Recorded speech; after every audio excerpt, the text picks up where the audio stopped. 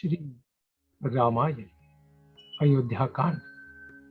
आइए श्रवण करते हैं कौन सा वो घटनाक्रम था जिसमें दशरथ और कौशल्या के विलाप के पश्चात दशरथ को अपने दुख का कारण स्मरण होता है।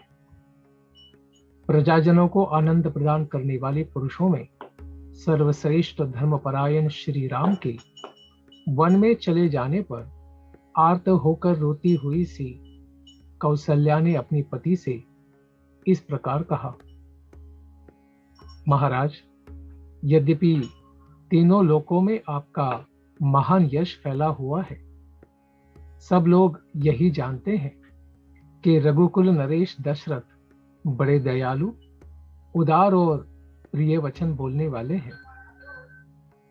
नरेशों में श्रेष्ठ आर्यपुत्र, तथापि आपने इस बात का विचार नहीं किया कि सुख में पले हुए आपके वे दोनों पुत्र सीता के साथ वनवास का कष्ट कैसे सहन करेंगे।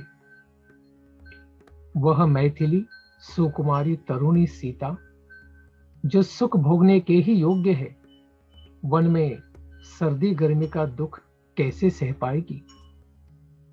वे विशालाक्षी विशाल लोचना सीता सुंदर व्यंजनों से युक्त सुंदर स्वादिष्ट अन्न भोजन किया करती थी। अब वह जंगल की तिन्नी के चावल का सूखा भात कैसे खाएगी। जो मांगलिक वस्तुओं से संपन्न रहकर सदा गीत और वाद्य की मधुर ध्वनि सुना करती थी, वही जंगल में मांस भक्षी सिंहों का अशोभन शब्द कैसे सुन सकेगी। जो इंद्रध्वज के समान समस्त लोगों के लिए उत्सव प्रदान करने वाले थे, वे महाबली महाबाहु श्री राम अपनी परीग जैसी मोटी बाह का तकिया लगाकर कैसे जंगल में सोते होंगे, जिसकी कांति कमल के समान ही है, पद्मवर्णम सुकेशांतम, जिसके ऊपर सुंदर केश शोभा पाते हैं, पद्म निश्वासम उत्तमम, जिसकी प्रत्येक सांस से कमल की ही सी सुगंध निकलती है, तथा जिसमें विकसित कमल के सदृश सुंदर नेत्र सुशोभित होते हैं। श्री राम के उस मनोहर मुख को मैं कब पुनः देखूंगी। मेरा हृदय निश्चय ही वज्र के समान बना हुआ है, इसमें संशय नहीं है, क्योंकि श्री राम को न देखने पर भी मेरे इस हृदय के सहस्त्रों टुकड़े नहीं हो जाते हैं। आपने यह बड़ा ही निर्दयतापूर्ण कर्म किया है। बिना कुछ सोचे समझे किए हुए मेरे बांधवों को आपने निकाल दिया है, वो भी कैकेयी के कहने से, जिसके कारण वे सुख भोगने के योग्य होने पर भी दीन होकर वन में दौड़ रहे हैं। रामायण में सबसे गलत समझा गया व्यक्ति भरत। यदि 15वें वर्ष में श्री रामचंद्र पुनः वन से वापस लौटे तो भरत उनके लिए राज्य और खजाना छोड़ देंगे, ऐसी संभावना मुझे नहीं दिखाई देती। इससे भी श्रेष्ठ राम स्वयं ही ऐसे राज्य को प्राप्त नहीं करना चाहेंगे। जैसे कहते हैं कुछ मतलबी लोग, श्राद्ध में पहले अपने बांधवों दोहित्र आदि को की भोजन करा देते हैं, उसके पश्चात कृतकृत्य होकर निमंत्रित श्रेष्ठ ब्राह्मणों की ओर ध्यान देते हैं, परंतु वहां जो गुणवान एवं विद्वान देवतुल्य उत्तम ब्राह्मण होते हैं, वे पीछे अमृत भी परोसा गया हो तो उसको स्वीकार नहीं करते हैं। यद्यपि पहली पंक्ति में भी ब्राह्मण ही भोजन करके उठे होते हैं, तथापि जो श्रेष्ठ और विद्वान ब्राह्मण होते हैं, वे अपमान के भय से उस भुक्त शेष अन्न को उसी तरह ग्रहण नहीं कर पाते जैसे अच्छे बैल अपने सींग कटाने को तैयार नहीं होते हैं। महाराज, इसी प्रकार ज्येष्ठ और श्रेष्ठ भ्राता अपने छोटे भाई के भोगे हुए राज्य को कैसे ग्रहण करेंगे। वे उसका त्याग क्यों नहीं कर देंगे। कौशल्या, दूसरा उदाहरण देती है। न परेणा ऋतभक्षम व्याघ्रः खादितुमिच्छति एवमेव नर व्याघ्रः परलीढ़म न मंस्यते।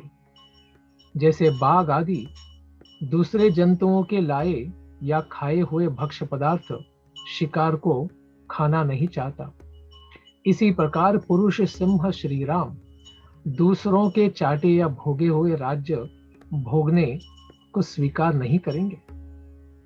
हविष्य, घृत, पुरोडाश यानी यज्ञ के बाद बजा हुआ तर्पण, कुश और खदीर ये यूप ये एक यज्ञ के उपयोग में आ जाने पर उपभुक्त हो जाते हैं, यातयाम हो जाते हैं। इसलिए विद्वान इनका फिर दूसरे यज्ञ में उपयोग नहीं करते हैं। कौसल्या तीसरा उदाहरण देती है। राज्यम ऋतसाराम सुरामेव। इसी प्रकार निस्सार सुरा जिसका स्वाद चला गया है, जो खराब हो चुकी है, और भुक्तावशिष्ट यज्ञ संबंधी सोम रस की भांति इस भोगे हुए राज्य को श्री राम नहीं ग्रहण कर सकते।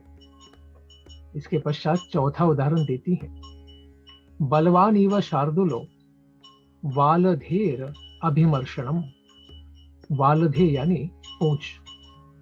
जैसे बलवान शेर किसी के द्वारा अपनी पूंछ का पकड़ा जाना सहन नहीं कर सकता, उसी प्रकार श्री राम ऐसे अपमान को नहीं सह सकेंगे। ऐसे श्री राम में कितना धैर्य है।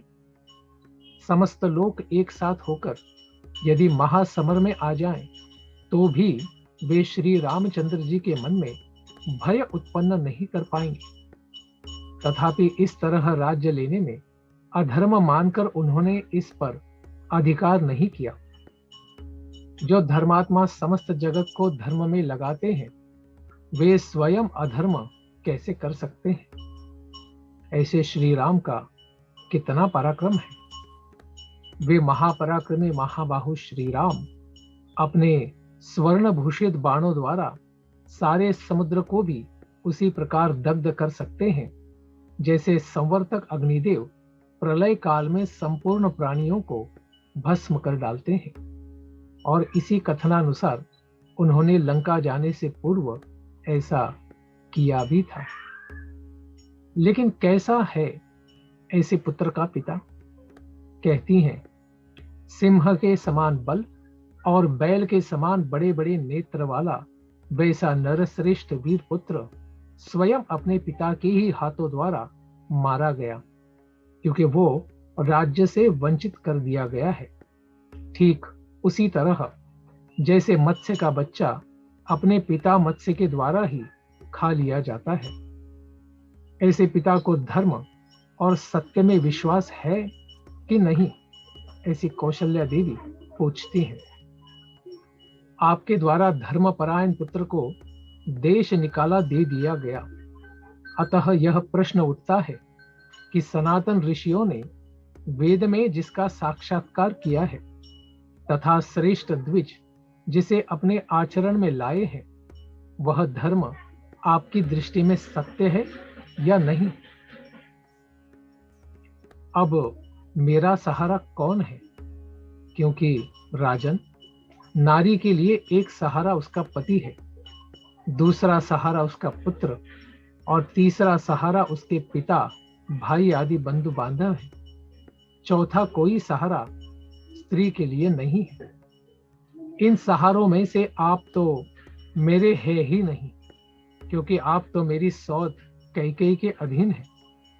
दूसरा सहारा श्री राम है, जो वन में भेज दिए गए हैं, और अभी बंधु बांधवों भी से हम दूर हैं, अतः तीसरा सहारा भी नहीं रहा। आपकी सेवा छोड़कर मैं श्री राम के पास वन में जाना नहीं चाहती हूं, इसलिए सर्वथा आपके द्वारा मारी ही गई। और केवल मुझे ही नहीं, आपने श्री राम को वन में भेजकर इस राष्ट्र का तथा आसपास के अन्य राज्यों का भी नाश कर डाला है। मंत्रियों सहित सारी प्रजा का वध कर डाला है। आपके द्वारा पुत्र सहित मैं भी मारी गई और इस नगर के निवासी भी नष्ट प्राय हो गए। केवल आपके पुत्र भरत और आपकी पत्नी कैकेयी दो ही केवल प्रसन्न हुए हैं। कौशल्या की यह कठोर शब्दों से युक्त वाणी सुनकर राजा दशरथ को बड़ा दुख हुआ। वे हा राम कहकर मूर्छित हो गए। राजा शोक में डूब गए। हर धार्मिक व्यक्ति अपने आए हुए संकट का संचित ज्ञान द्वारा अन्वेषण करता है। ऐसा ही कुछ दशरथ के साथ हुआ। फिर उसी समय महाराज दशरथ को अपने एक पुराने दुष्कर्म का पाप का स्मरण हो आया, जिसके कारण उन्हें यह दुख प्राप्त हुआ था। शोकमग्न हो कुपित हुई श्री राम माता कौशल्या ने जब राजा दशरथ को इस प्रकार कठोर वचन सुनाया, तब वे बड़े दुखी होकर चिंता में पड़ गए। चिंतित होने के कारण राजा की सारी इंद्रियां मोह से आच्छन्न हो गई। तदनंतर दीर्घ काल के पश्चात शत्रुओं को संताप देने वाले राजा दशरथ को चेत हुआ। होश में आने पर उन्होंने गरम गरम लंबी सांसें खींची और कौशल्या को बगल में ही बैठी हुई देखकर फिर चिंता में पड़ गए। चिंता में पड़े पड़े ही उन्हें अपने एक दुष्कर्म का स्मरण हो आया, जो इन शब्दवेदी बाण चलाने वाले नरेश के द्वारा पहले ही अनजाने में बन गया था। उस शोक से तथा श्री राम के शोक से भी राजा के मन में बड़ी वेदना हुई। उन दोनों ही शोकों से महाराज संतप्त होने लगे। उन दोनों शोकों से दग्ध होते हुए दुखी राजा दशरथ नीचे मुंह किए थर थर कांपने लगे और कौशल्या को मनाने के लिए हाथ जोड़कर इस प्रकार बोले, कौशल्य, तुम मुझसे इतना दुखपूर्ण वचन क्यों कह रही हो? मैं तुमसे याचना करता हूं, तुम प्रसन्न हो जाओ। देखो, मैंने ये दोनों हाथ तुम्हारे सामने जोड़ लिए हैं। तुम तो दूसरों पर भी सदा वात्सल्य और दया दिखाने वाली हो। देवी, पति गुणवान हो या गुणहीन, धर्म का विचार करने वाली सती नारियों के लिए वह प्रत्यक्ष नरदेव है। तुम तो सदा धर्म में तत्पर रहने वाली और लोक में भले बुरे को समझने वाली हो। यद्यपि तुम भी दुखित हो, तथापि मैं भी महान दुख में पड़ा हुआ हूं। अतः तुम्हें मुझसे कठोर वचन नहीं कहना चाहिए। दुखी हुए राजा दशरथ के मुख से कहे गए उन करुणाजनक वचनों को सुनकर कौशल्या अपने नेत्रों से आंसू बहाने लगी, मानो छत की नाली से नूतन वर्षा का जल ही गिर रहा हो।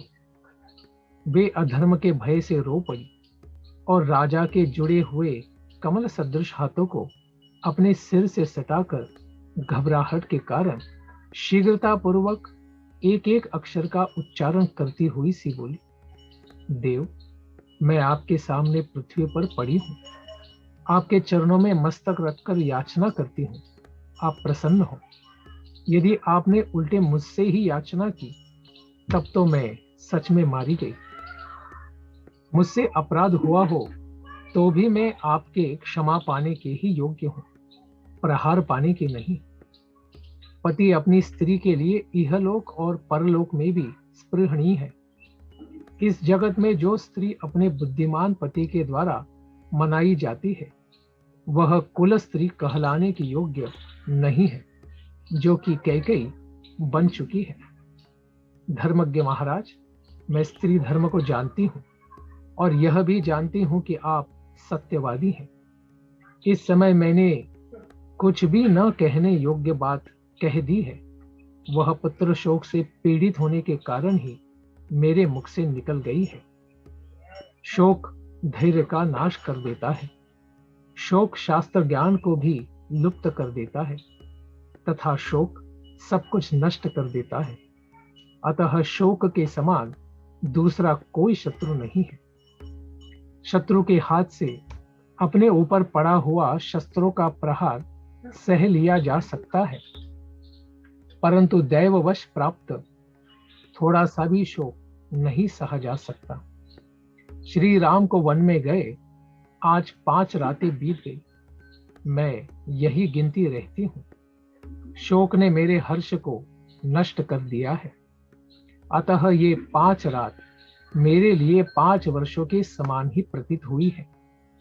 श्री राम का ही चिंतन करने के कारण मेरे हृदय का यह शोक बढ़ता ही जा रहा है, जैसे नदियों के वेग से समुद्र का जल बहुत बढ़ जाता है। कौसल्या के इस प्रकार शुभ वचन कह ही रही थी कि सूर्य की किरणें मंद पड़ गई और रात्रिकाल आ पहुंचा। देवी कौसल्या की इन बातों से राजा को बड़ी प्रसन्नता हुई। साथ ही वे श्री राम के शोक से भी बड़े पीड़ित थे। इस हर्ष और शोक की अवस्था में उन्हें नींद आ गई। इसके पश्चात का प्रसंग हम श्रवण करेंगे आने वाली कथा में। धन्यवाद। हरे कृष्ण।